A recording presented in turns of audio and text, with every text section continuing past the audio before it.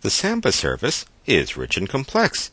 Some businesses use it as a drop-in replacement for Windows NT Server, those server systems which worked as primary domain controllers. The Samba service works just as well, and some would say even better because it's still supported. Samba can also be used as a member of an Active Directory. That's a Microsoft Active Directory. And with advancements coming in the near future, it'll soon be configurable as an Active Directory server domain controller, potentially a drop-in replacement for Windows 2003 server systems. But those are complex issues, and remember, the RHCE exam prep guide just requires that you know how to configure a service for basic operation. The packages associated with the Samba service come from the Windows File Server group, and they're straightforward. The three main packages are Samba, Samba Client, and Samba Common. If you want to configure Samba using the Red Hat GUI tool, install the System Config Samba package. If you want to configure Samba using a web-based tool, install the Samba SWAT package.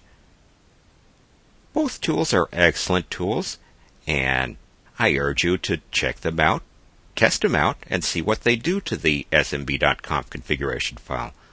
You'll learn more that way. Once installed, Samba includes a detailed sample configuration file in smb.conf in the etc/samba directory. But before we analyze the configuration file, let's look at a few tips.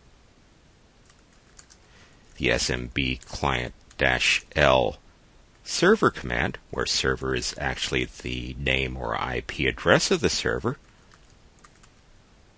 displays what's shared from that server. I did it without a username or password, which was an anonymous login. If I specify a username,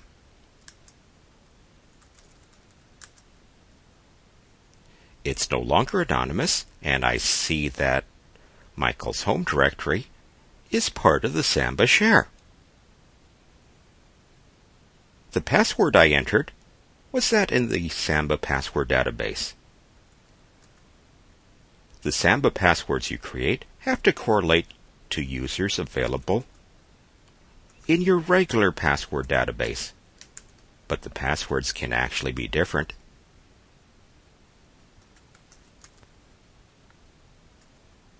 With the smb password command, I can add with the -a Samba password for user Donna.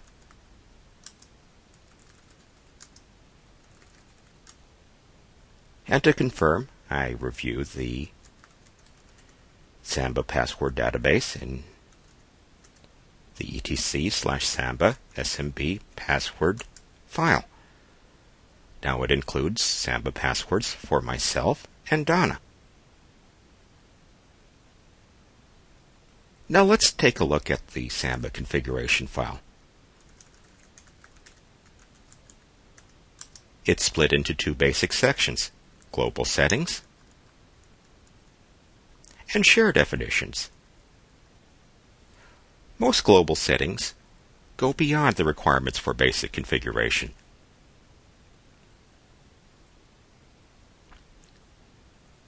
The workgroup is the name of the workgroup or Windows domain that you want to configure for this server.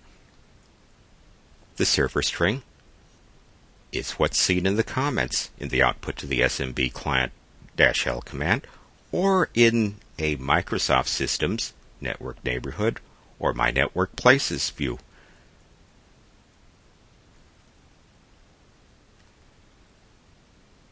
Even though the print cap name is commented out, that semicolon is a comment character, by the way, it's still the default.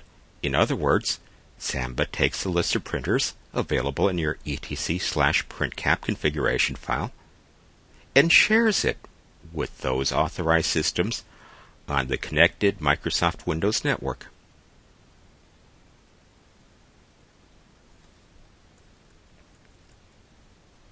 Now let's start looking at the share definitions. The basic share common to all Samba configurations is the home share. It doesn't share the homes directory, it shares the home directory for all users so configured from the Samba server. In other words, I or Donna can now access this Samba server from a remote system and get to our home directories. While it's not browsable to all clients, it's still browsable to myself and Donna, assuming we enter our username and password in the appropriate locations. That's it for the moment. We'll describe the sample Samba configuration file in more detail in another video.